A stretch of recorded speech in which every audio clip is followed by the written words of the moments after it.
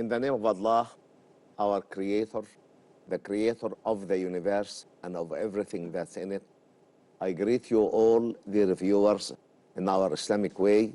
Assalamu alaikum wa rahmatullahi wa barakatuh. May Allah's peace, blessings, and mercy be with you all. And I continue with our discussion on scientific notions in the glorious Quran, reiterating what I have mentioned several times, that the Quran is basically a book of guidance to man in areas that cannot be correctly addressed by man, such as the area of faith, the area of acts of worship, the area of the moral code, and the area of the code of transactions with others. These four basic areas are either in the domain of the unseen, and hence man cannot reach this area through his limited senses, through his limited intelligence, through his limited span of time and of space, and he needs the divine guidance in that area. The second basic foundation of religion is the acts of worship. And acts of worship have to be absolutely divinely decreed without the slightest human infiltration.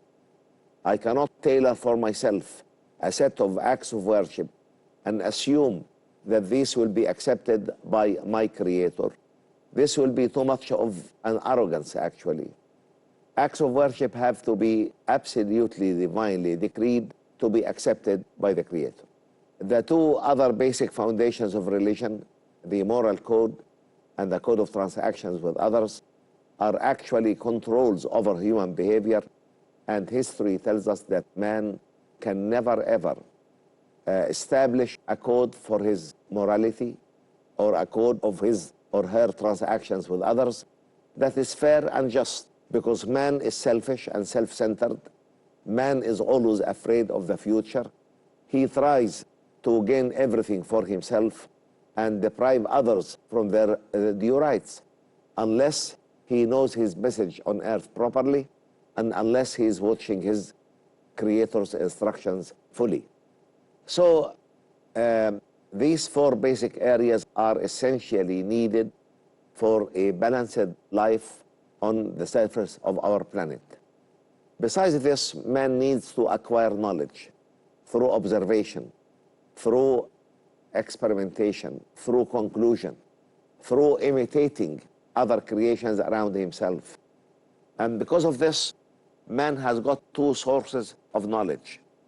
The first source of knowledge is the revealed knowledge that was taught to Adam and Eve, may Allah be pleased with them both, on the moment of their creation, was sent down to a large number of prophets and messengers in different parts of the world, and was finally integrated in the message of Muhammad, peace be upon him, and preserved in the glorious Quran and in the traditions of the seal of the long chain of prophets and messengers from God to man.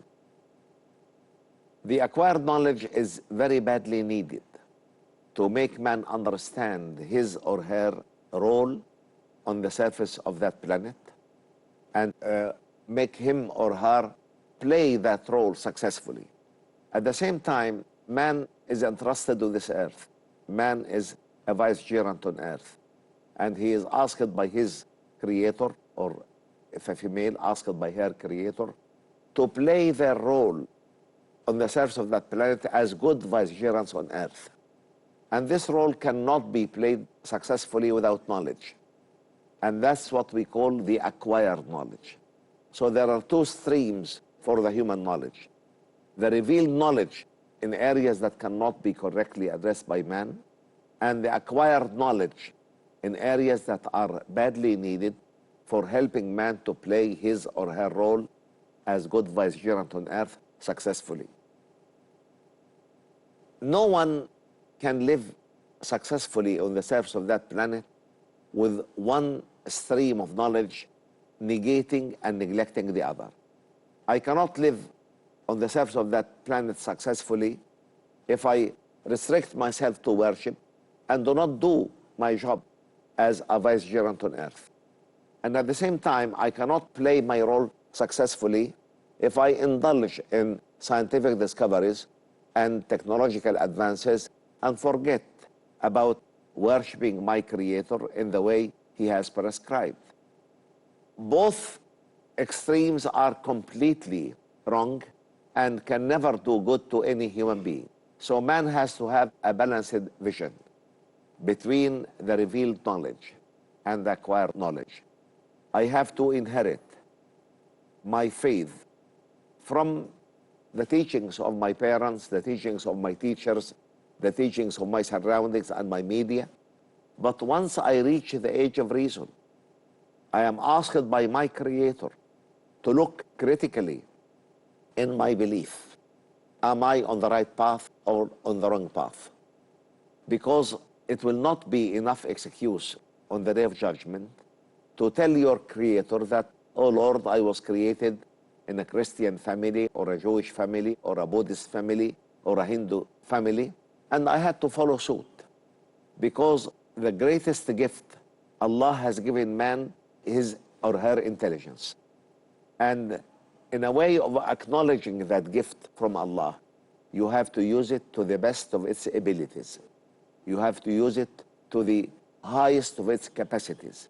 So once a man or a woman reaches the age of reason, he or she has to look critically in their beliefs and ask each other's self, am I on the right path or on the wrong path?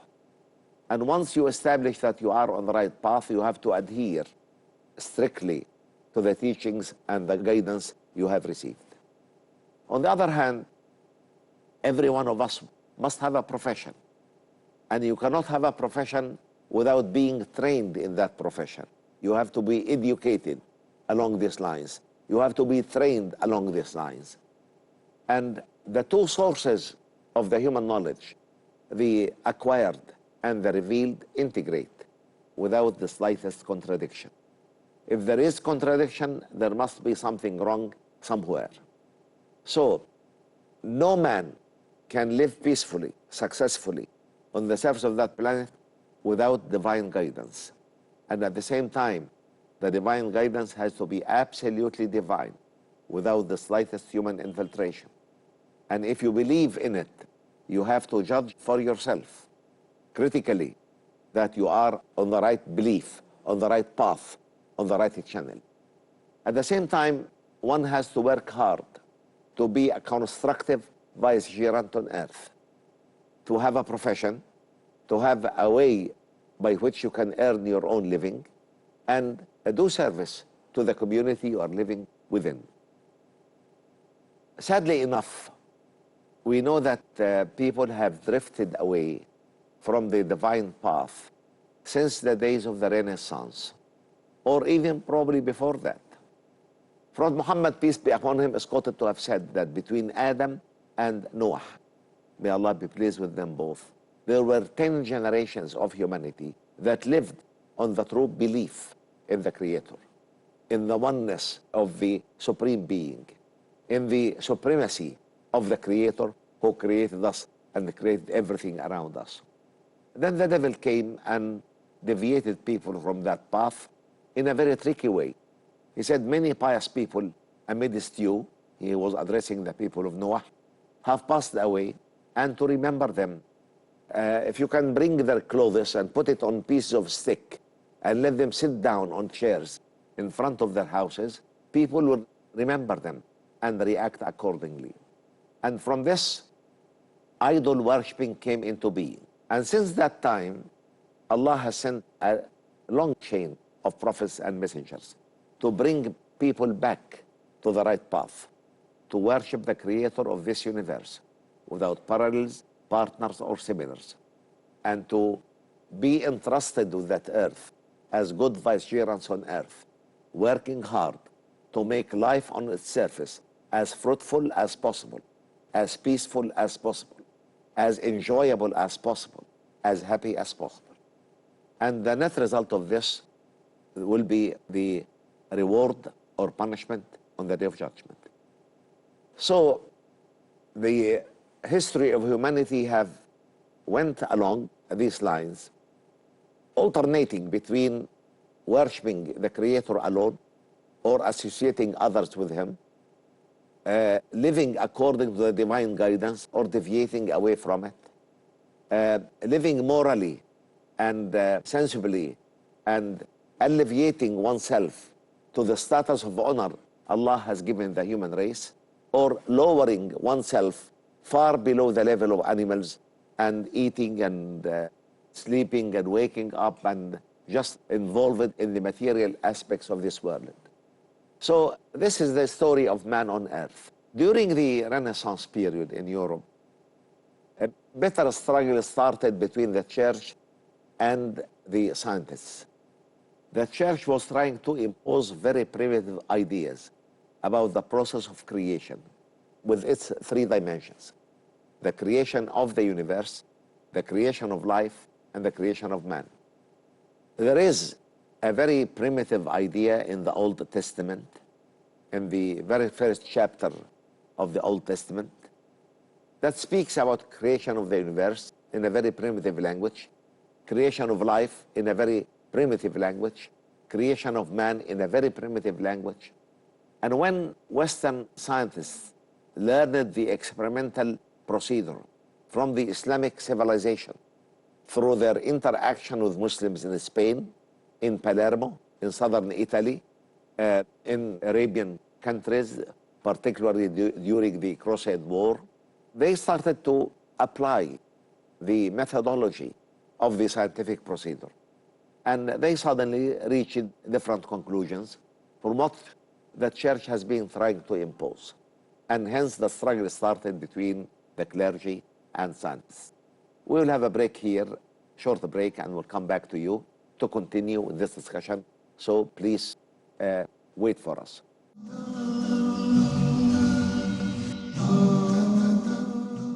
Welcome back, dear viewers. Before this short break, we were discussing why the current human civilization has taken a purely materialistic stand and yet has destroyed the life on earth despite the great advances in the area of science and technology that it has achieved. This is what enhanced me to talk about the necessity of the Islamization of the acquired knowledge, because man cannot live with the acquired knowledge alone. Islamizing acquired knowledge, it has to be according to a true religion, a true faith, a true acts of worship, a true moral code, and a true code for transactions between people. And as we have reiterated several times during this program, man cannot live peacefully, happily, successfully on the surface of that planet without religion.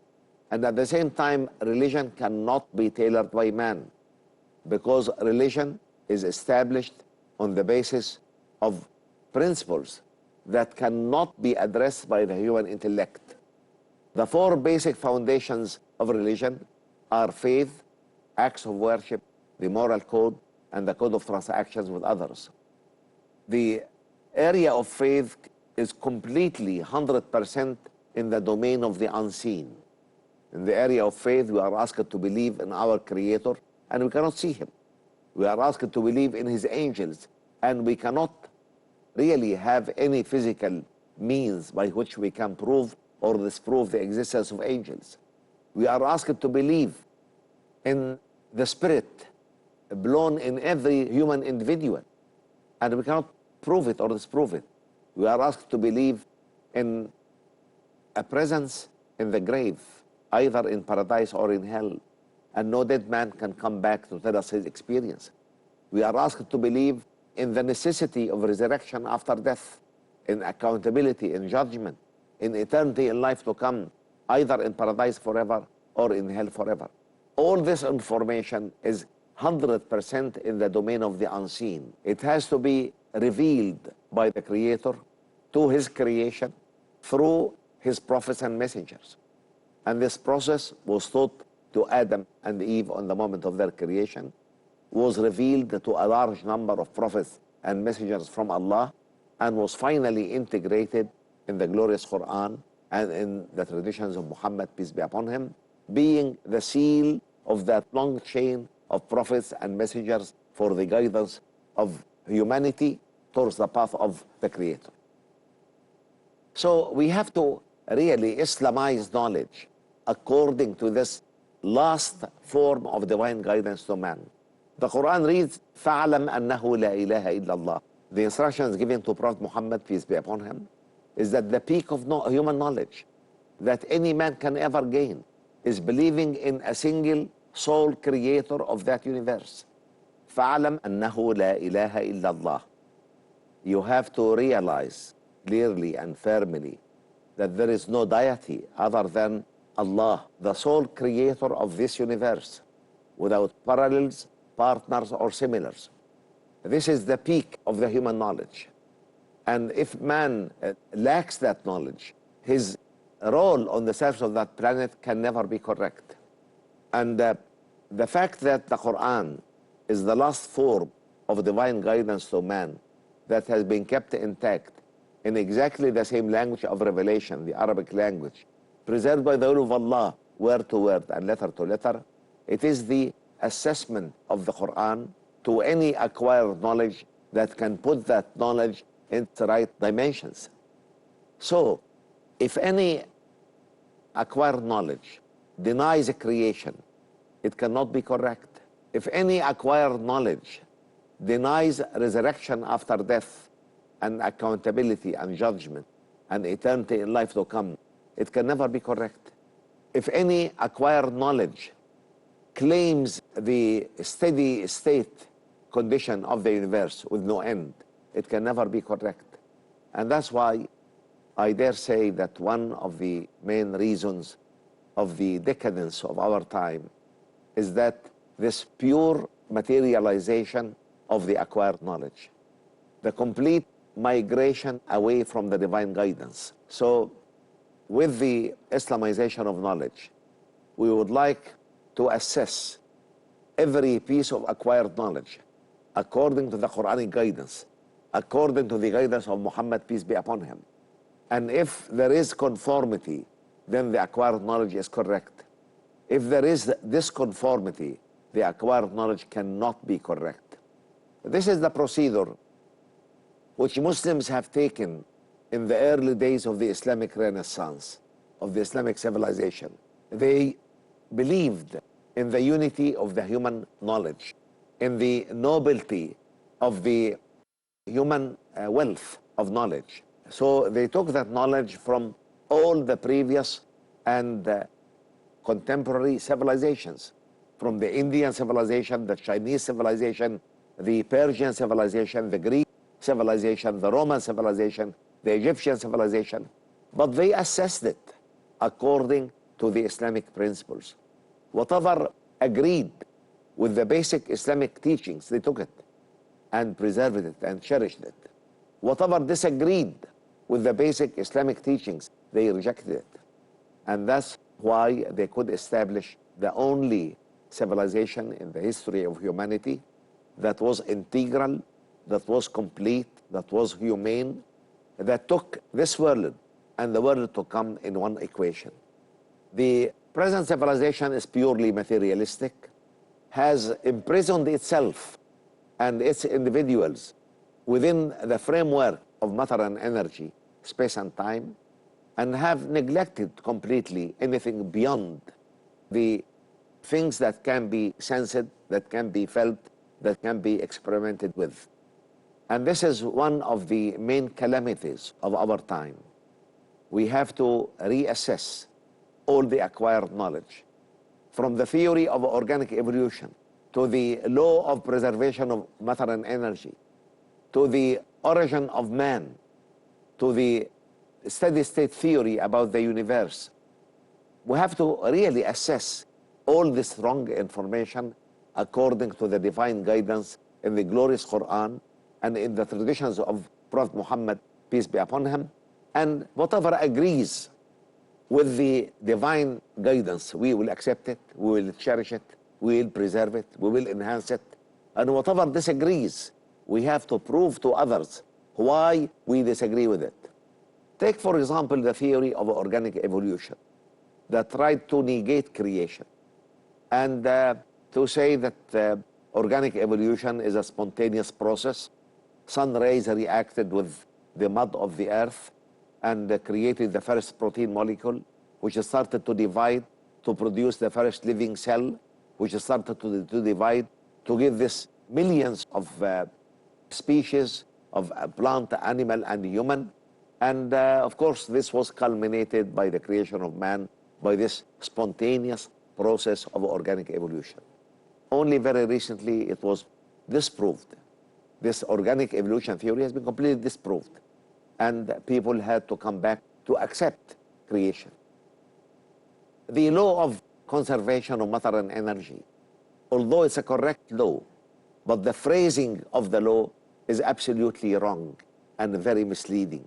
It has to be rectified according to the Islamic principles. If I say neither matter nor energy can be finished to nothingness or can be created from nothingness, of course this denies creation, denies resurrection, denies the world to come. But if I can say that within the limitations of human beings, matter and energy can never be created out of nothingness or annihilated to nothingness, this is correct. But within the limits of the Creator, actually the Creator has no limits. He can order things to be and it will be. If I claim that man started ignobly without knowing his Creator, as many anthropologists of today claim, and he only started building or gaining language by imitating animals and gaining knowledge of a Creator by being fearful of natural disasters, this is completely wrong, because the basic rule in Islam is that man started knowing and believing. So to round this up, I would like to emphasize the fact that we need to Islamize knowledge, because Islam is the only form of divine guidance within enhanced human today that being kept intact in exactly the same language of revelation for more than 14 centuries.